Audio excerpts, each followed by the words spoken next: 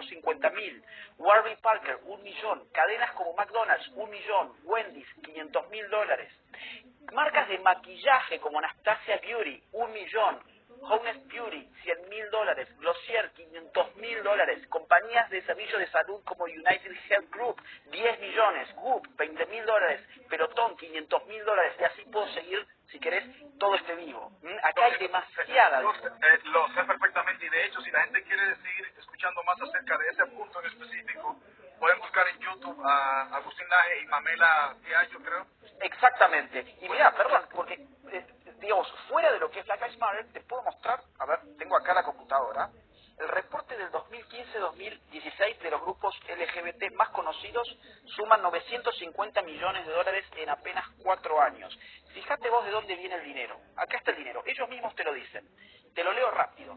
Nueva York, Orlando, Nueva York, Denver, Nueva York, Holanda, Seattle, San Francisco, Nueva York, San Francisco, Foster City, Orlando, Nueva York, Londres, Nueva York, Los Ángeles, Ámsterdam, ¿ok? Estados que están poniendo para el LGBT, Holanda, Suecia, Estados Unidos, Bélgica, Dinamarca, Noruega, Finlandia, Canadá, el Banco Mundial, ¿eh? Entonces, digo, a ver, acá no son causas espontáneas. Y los que están financiando no son personas de color, no son homosexuales, sino que la mayor parte son personas blancas y heterosexuales que tienen intereses políticos detrás de esta agenda y están instrumentalizando a mucha gente que piensa que está haciendo una lucha por la justicia, y son títeres y nada más. Esa es la pura verdad, digo, son datos objetivos. Y ni hablar de las cadenas deportivas, de la NFL, de la NBA, que ahora todos tienen que tener en su uniforme la palabra Black Lives Matter, que de paso no voy a repetir que hablar de la ideología de Black Lives Matter, no estoy hablando directamente en contra de, porque soy negro, pero yo no pienso con mi color de piel, yo pienso con la mente. Exacto. ¿Me entienden lo que? Y ahí es donde nos quieren llevar. Aquí hay un canal de televisión muy famoso, que ni me voy a molestar mencionando su nombre, pero es el canal de televisión como el orgullo de los latinos, donde cada vez que van a hablar de los latinos dicen voto latino, como enviándome una información de que yo por ser latino tengo que votar de una sola manera. Y también está lo del black vote, el voto negro, que yo por ser negro tengo que votar de esa manera. Entonces, ahí es donde te das cuenta que lo racial y la esclavitud proviene de los lugares que pretenden decirnos que están luchando en contra de la esclavitud y del racismo. Y es un colectivismo atroz, porque realmente hay mucha gente que se piensa eso. Hay muchas mujeres que se piensan que si no apoyan el aborto y el feminismo radical son menos mujeres. Les hacen sentir eso, ¿eh? Hay homosexuales que piensan de que si no están a favor del lobby LGBT, entonces no son realmente buenos homosexuales. Y hay muchas personas de color que piensan lo mismo también. Exactamente, y aparece mucha gente que lo hace simplemente para congraciarse. Yo he escuchado un montón de amigos que me dicen, no, es para que mi amiga vea, para que mi amigo vea, es para que mi amiga vea. Mira, ahí está el hecho de Dolce & Gabbana. Dolce & Gabbana que ha marchado homosexuales que han ido a marchas pro vida. Pero al mismo tiempo, sectores de la comunidad LGBT queriendo boicotear su empresa solamente por eso. Pero es un tema aparte, porque quiero pasar a un punto. Adelante. Sí. Antes de que nos tumben. Mira, hay una gran cantidad de cristianos alrededor del mundo que te sigue, que se sienten identificados contigo en muchos puntos, pero al mismo tiempo me doy cuenta que hay sectores anticristianos, o no sé si esa palabra se puede decir, anticristiano, antivalores de fe, pero que cuando quieren utilizar argumentos en tu contra, te han llamado religioso por recibir invitaciones de cristianos, te han llamado como si decirte religioso es algo de desacreditar tus convicciones, tu postura y, de hecho, lo más importante, tus argumentos. Lo he escuchado yo, de gente, por ejemplo, en mi país, cuando fuiste y luego que dejaste todo esto ardiendo en República Dominicana y saliste, luego he escuchado a otras personas, ya que no estás tratando de criticar, sí, pero es un religioso más por el simple hecho de que los demás te inviten.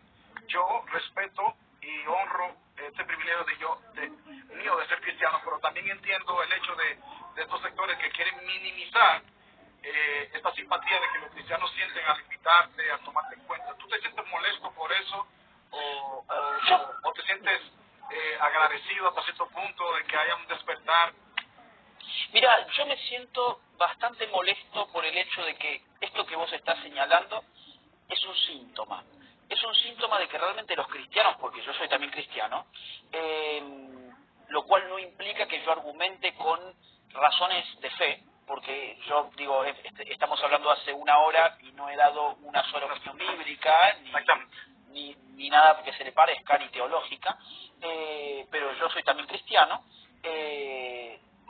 católico, y yo creo que nos han hecho creer que la cuestión de la fe es una cuestión que uno la tiene que guardar casi en secreto, ¿no?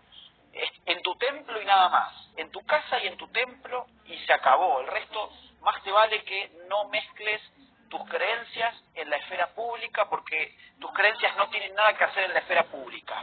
Ahora bien, si vos te acostás siendo un hombre con un hombre, lo que vos haces en tu intimidad, excelente, sacalo a la esfera pública. Es más, te vamos a dar leyes de cuotas, como ya existe en Argentina para los LGBT. Te vamos a dar, queremos que lo digas públicamente, queremos que estés orgulloso de acostarte con una persona de tu mismo sexo o con quien vos tengas ganas, y esa va a ser tu identidad. Ahora, curioso, ¿no? Porque los cristianos somos la mayoría, en América Latina por lo menos, somos la mayoría y nos han hecho sentir vergüenza. Nos han dicho que había que estar orgulloso porque hacía uno en la cama, pero no había que tener orgullo, sino que había que esconder en qué Dios uno creía. Increíble, ¿no? La verdad que es una cosa que es espantosa, pero es así. Digo, un sentimiento tan hondo, tan antropológico además, como es la espiritualidad. Digo, quien piense que las religiones no existen, o quien piense que las religiones son un invento, es alguien que no sabe de antropología, porque aún el ateo tiene manifestaciones típicamente religiosas. Las ideologías son versiones secularizadas de la religión. Las ideologías suelen tener sus libros sagrados, como por ejemplo el segundo sexo, en el caso del feminismo, que ya lo hemos hablado un poco.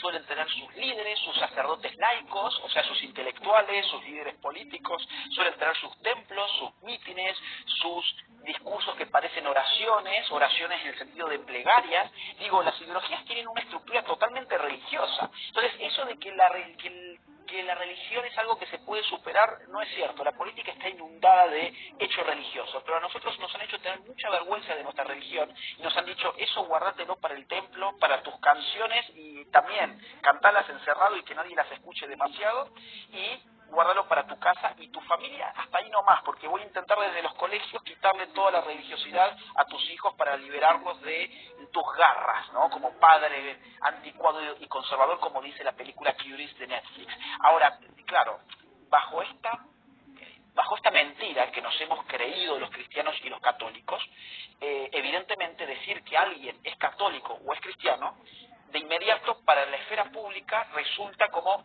su voz no tiene ningún valor. Su voz no vale nada, porque, digo, ya está contaminada desde el vamos porque él cree en Dios. Entonces ya es una voz que no vale nada, y eso es lo que intentan hacer conmigo. Es decir, él es católico. De hecho, yo fui a un programa en tu país, que eran las 8 de la, creo sí, como 7:30 de la mañana más o menos, y el periodista, un tal Uchi Lora, arrancó directamente diciéndome, vos sos católico. Yo sí, pero no vengo a hablar sobre cuestiones teológicas que además no sé, no he estudiado teología, no las conozco. Pero el tipo ya desde el inicio, ¿qué quería hacer? Condicionar a toda su audiencia para que todo lo que yo dijera a continuación quedara marcado con un sello que dice inválido, ¿no? Esto no vale. Predisponer, este va a hablar en nombre de algo que él cree. Exacto. Cuando uno dice, ¿el sexo se puede cambiar o no se puede cambiar? Bueno, yo estoy hablando desde la ciencia. Quien no está hablando desde la ciencia es aquel que dice que el sexo sí se puede cambiar. Pero resulta que el fanático religioso soy yo, y ellos son los modernos y progresistas, cuando en verdad están diciendo cosas que no tienen ninguna sustancia real. Entonces, claro, yo voy obviamente a las iglesias evangélicas, voy a las iglesias católicas, voy a las fundaciones que son agnósticas o que no tienen ningún signo religioso, voy desde donde me invitan. Yo no tengo ninguna preferencia a la hora de ir a dar mis conferencias. Donde alguien me quiere escuchar, yo voy. Gracias, amigo. Mira, permíteme por alguna idea que tengo dirigida hacia los cristianoides, eso es un término que yo utilizo en algunas de mis canciones. Jesús dijo en algún momento, una oración que hizo, Padre, que sean uno como tú y yo somos uno, para que el mundo crea que yo los envié. Para mí la unidad nunca nunca ha sido uniformidad. De hecho, para mí la unidad consiste en buscar las cosas que yo tengo en común con los demás que creen en Cristo, que favorecen al reino de Dios, no a mi perspectiva del reino de Dios, sino al reino de Dios como está descrito, a Dios tal y como Él es. Porque honestamente Dios tal y como Él es, el mundo no está muy preparado como para aceptarlo tal y como Él es. Tiene que haber un cambio de mentalidad para aceptarlo, es como yo lo veo. ¿Por qué razón? ¿Dónde tú crees que deberíamos mejorar el sentido, tú que estás relacionado con cristianos de diferentes denominaciones? Porque, por ejemplo, el lobby LGBT, el colectivo de feministas, o si se podría llamar colectivo, o el Black Lives Matter, ellos entre sí tienen muchas cosas en contra, que no compaginan, que no vayan, muchos intereses internos que chocan, que no pueden entrar en somos uno, más sin embargo, para un fin en común se meten debajo de la misma sombrilla. Exactamente, son mucho más inteligentes en ese sentido. En ese sentido, de hecho, hay una escritura que dice que los hijos de las tinieblas son más sagaces que los hijos de la luz, con todo respeto. Entonces, ¿qué crees?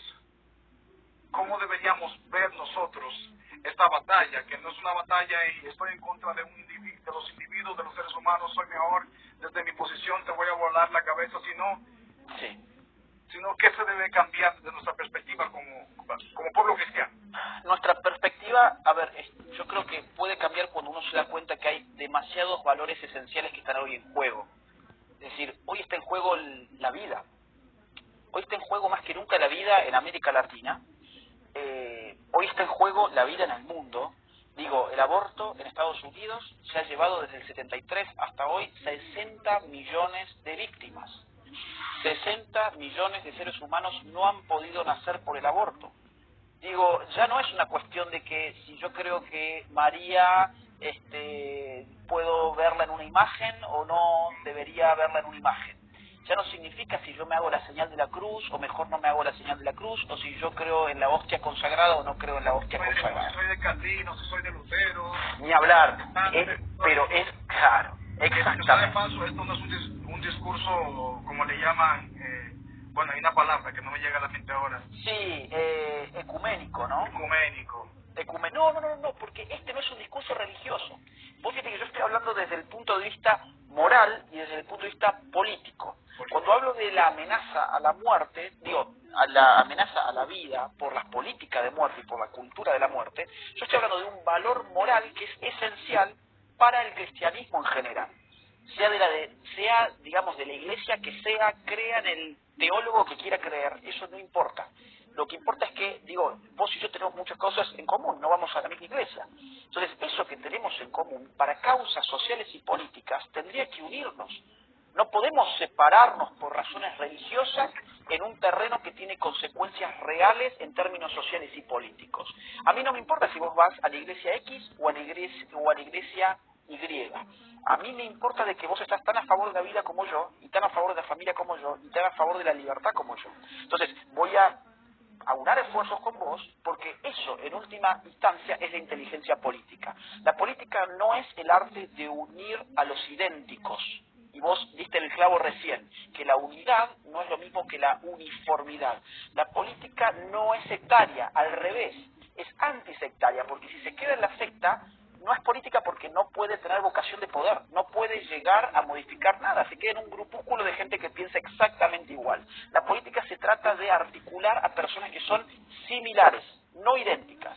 Vos tenés un tipo de fe, yo tengo otro tipo de fe, compartimos un montón de cosas en términos de fe, pero tenemos una unidad en términos de que defendemos valores morales muy similares, por no decir exactamente los mismos. Entonces seríamos muy tontos si no pusiéramos en común lo que tenemos en común y no actuáramos en consecuencia. En vez de estar peleando a ver si Calvino o Lutero o el Papa, eso que se quede para la discusión de los pastores, de los curas, de los teólogos y del templo. Está muy bien que en el templo se hable sobre las diferencias de fe, porque para eso está el templo.